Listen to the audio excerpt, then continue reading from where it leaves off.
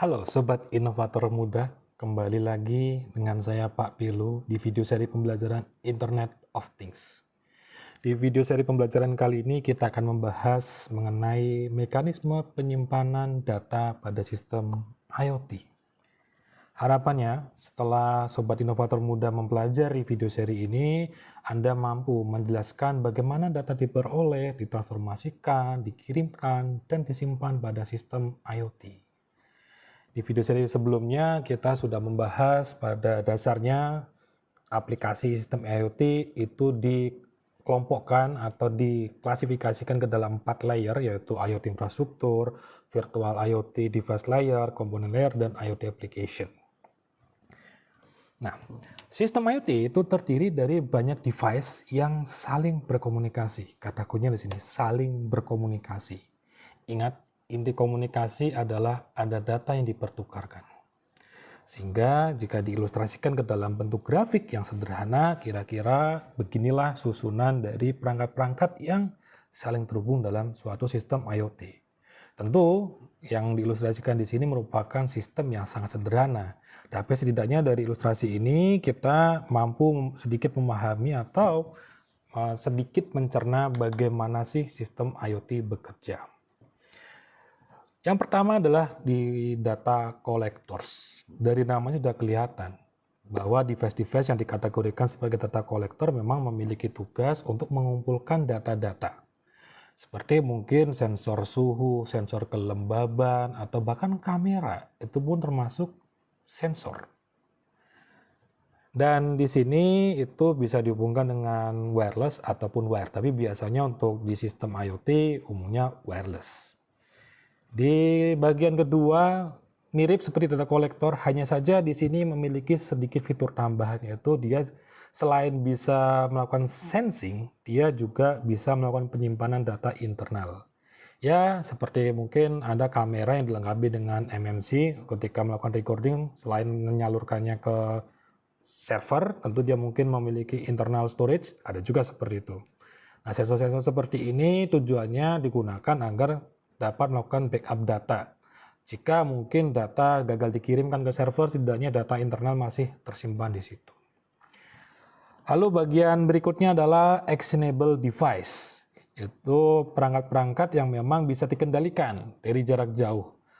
Mekanisme pengendaliannya mungkin bisa saja dari pengendalian langsung oleh usernya ataupun di-trigger oleh data. Contoh mungkin ketika kita membuat sistem IoT untuk mesin jemuran otomatis gitu. Ketika sensor mendeteksi adanya kemungkinan terjadi hujan, mungkin akan menggerakkan dinamo yang akan menutup atap. Nah, itu namanya actionable device. Atau bisa dikatakan juga aktuator di sini. Berikutnya ada data agregator, yaitu di mana perangkat yang berfungsi untuk mengumpulkan data. Jadi data dari sensor yang memiliki storage dikumpulkan di data agregator ini. Node ini biasanya menggunakan perangkat komunikasi, ada perangkat perekamnya juga yaitu atau gateway di sini, lalu tidak ada sensor satupun di sini, murni untuk mengumpulkan data. Mungkin Anda bisa menggunakan Raspberry ataupun mungkin perangkat-perangkat yang lain yang digunakan untuk melakukan agregat sebelum dikirimkan ke server. Lalu terakhir adalah yaitu database server itu sendiri. Ingat, data itu kalau dibaca dari lingkungan gunanya untuk apa? Ya untuk disimpan tentunya di sini. Maka database server ini fungsinya adalah melakukan penyimpanan data. Di sini bisa dikatakan sebagai data storage di sini. Itu sebuah komputer di mana suatu server database berada, entah itu yang based on SQL ataupun SQL, tidak masalah di sini. Bahkan spreadsheet pun bisa dikatakan sebagai database di sini. Dan ketika Anda merancang sistem IoT, usahakan database server ini itu pisahkan dengan database application yang langsung dihandle sama user.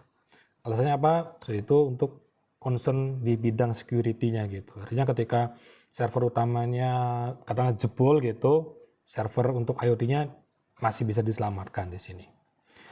Saya kira itu secara sederhana bagaimana komponen-komponen dari sistem IoT mengenai bagaimana datanya disimpan, didapatkan, bekerja di sini. Dan ini contohnya, misal kita memiliki PON monitoring system. PON itu tuh Kalau orang Jawa namanya blumbang atau kolam ikan di sini. Jadi misal di sini kita contohkan ada apa saja di sini, misal ada sensor di sini, ada sensor water level, ada oxygen level, temperatur. Ini adalah tadi sensor-sensor yang digunakan untuk data kolektor di sini. Ini data agregatornya, data-data yang yang didapatkan dari sensor ini diteruskan ke agregator, lalu agregator akan mengirimkannya ke database. Dari database digunakan untuk apa? Ya, tentu sesuai dengan penggunanya masing-masing. Ya, sebagai kuis di sini, silahkan seperti biasa, silahkan analisis ilustrasi yang ada di sini, lalu silahkan petakan ke pembahasan sebelumnya, siapa yang menjadi data kolektor, data agregatornya siapa, terus data seterusnya bagaimana. Nah, silahkan. Ya, itu saja mungkin dari saya di video seri pembelajaran kali ini. Terima kasih sudah menyaksikan hingga saat ini. Sampai jumpa di video berikutnya. Salam inovator.